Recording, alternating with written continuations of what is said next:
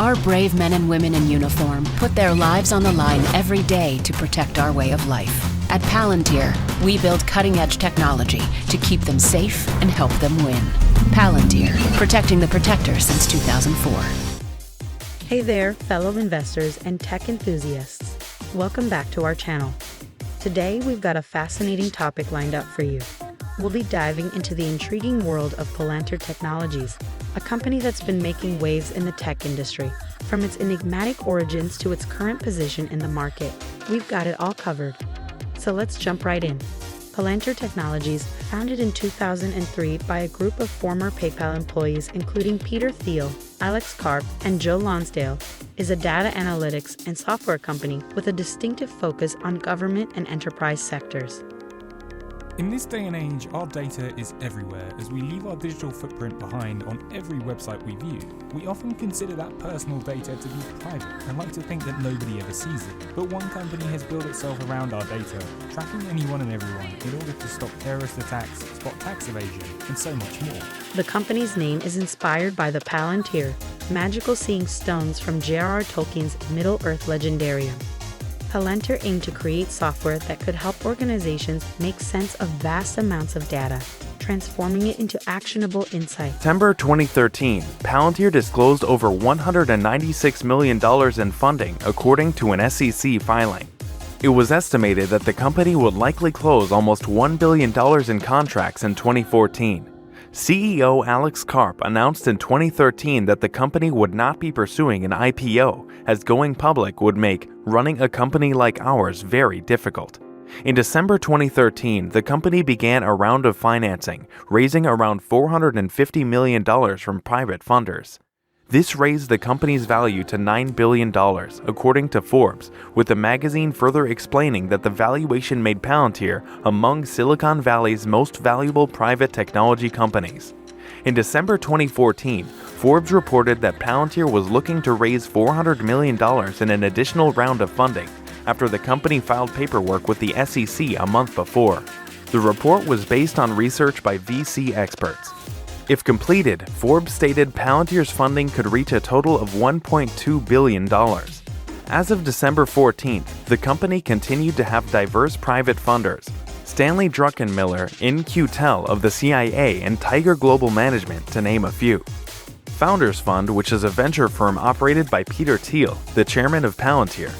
As of December 2014, Thiel was Palantir's largest shareholder. The company was valued at $15 billion in November 2014. In June 2015, BuzzFeed reported the company was raising up to $500 million in new capital at a valuation of $20 billion. By December 2015, it had raised a further $880 million, while the company was still valued at $20 billion. In February 2016, Palantir bought Kimono Labs, a startup which makes it easy to collect information from public-facing websites. Then, in August 2016, Palantir also acquired data visualization startup Silk. 2020. Palantir is one of 4 large technology firms to start working with the NHS on supporting COVID-19 efforts through the provision of software from Palantir Foundry. And by April 2020, several countries have used Palantir technology to track and contain the contagion.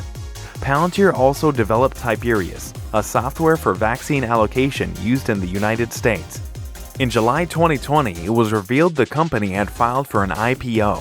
Palantir ultimately went public on the New York Stock Exchange through a direct public offering on September 30th, 2020 under the ticket symbol PLTR. Over the years, Palantir's product portfolio has evolved. Their main platform, Palantir Gotham, is used by various government agencies for intelligence analysis, defense, and law enforcement. On the commercial side, they offer Palantir Foundry, designed for businesses to integrate, analyze, and visualize their data.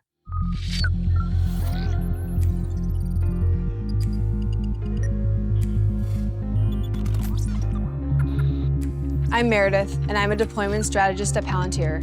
During my time as an active duty Air Force officer, I saw firsthand how hard it is to navigate the fog of war. Over the past 20 years, we've been focused on the counterinsurgency fight. And all that time, our near-peer rivals have observed our actions, learned our capabilities, and grown bolder. South China Sea is heating up. Vladimir Putin tells the U.S. A North Korean nuclear attack could be Tensions between the U.S. and Iran are at near Taiwan as tensions escalate. Now that the focus is shifting to great power competition, the real question is, can we deter the next Great War? As a notional example, an escalation could start with something as simple as the Chinese military conducting a routine exercise in the South China Sea. Taiwan is especially reliant on freedom of navigation through international waters. This free trade is particularly critical given that Taiwan produces 80% of the world's semiconductors.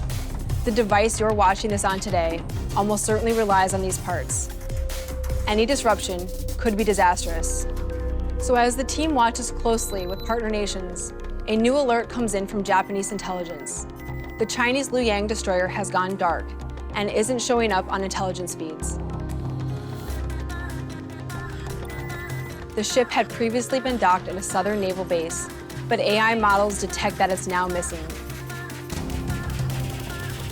Gotham fuses data from multiple sources to project likely paths for the Luoyang. The most dangerous routes head east, towards both the military exercise and the mounting tensions outside the Taiwanese port. The analyst identifies a key fork to monitor between the routes. To collect more imagery, machine learning models built by academic and commercial partners run on data across all domains. The company's tools are known for their ability to handle complex and sensitive data while maintaining high levels of security and privacy.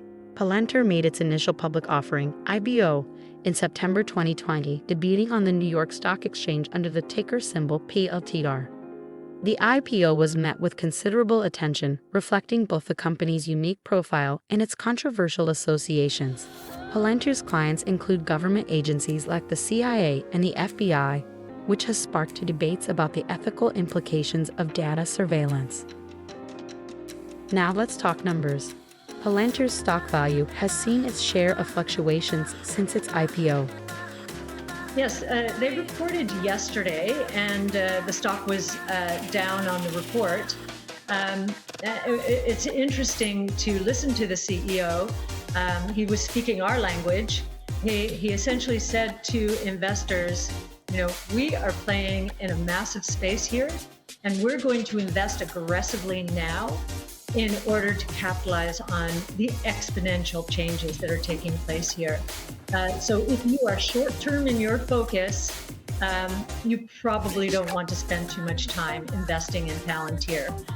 So that's music to our ears because, and we do believe more and more companies are going to start behaving in this way instead of catering to short-term time horizons and we would say, in some cases, short-sighted shareholders who are much more interested in profits now, dividends now, share repurchases now, than they are in a company investing aggressively, foregoing short-term profitability in order to really to catch some very big waves out there. Initially, the stock experienced significant volatility, which isn't uncommon for tech companies entering the market. Investors and analysts have closely watched Palantir's revenue growth and its ability to expand its commercial client base beyond its governmental contracts. Factors like new product developments, strategic partnerships, and shifts in public sentiment towards data privacy have also played a role in shaping the stock's performance. Palantir. I didn't realize this until I listened to the conference call. I didn't realize they'd been around that long because they went public during the fiasco of 2020 or 2021 or whatever. They've been around since 2003. They just recorded their first GAAP, General Accepting Accounting Principle, profit ever in about 20 years. They have the government contracts, the war kind of contracts, the life or death situation, what they do on technology, but they're also branching into healthcare and every other corporate that you can imagine, and they're shifting their income to where the majority of their income is now coming from the U.S. Yeah, they're still international, but the U.S. is a big driver there. They're going to have reoccurring revenue. They're a software platform, so their margins are great. And again, they have over $1 billion in cash and no debt. Looking ahead, Palantir's future seems promising, yet it's not without challenges. The company's emphasis on data analysis and its expansion into sectors like healthcare and energy hold potential for continued growth. However, Ongoing debates about surveillance, privacy concerns, and competition in the data analytics space also pose hurdles. As with any investment, thorough research and a clear understanding of both the company's strengths and potential risks are crucial. And there you have it, a glimpse into the fascinating journey of Palantir Technologies. From its inception by PayPal alumni to its current status as a prominent player in data analytics, Palantir's story is one of innovation and intrigue. As always, remember to do your own research and make informed decisions before investing in any company. If you found this video helpful, don't forget to hit that like button, subscribe to our channel, and ring the notification bell. Until next time, happy investing.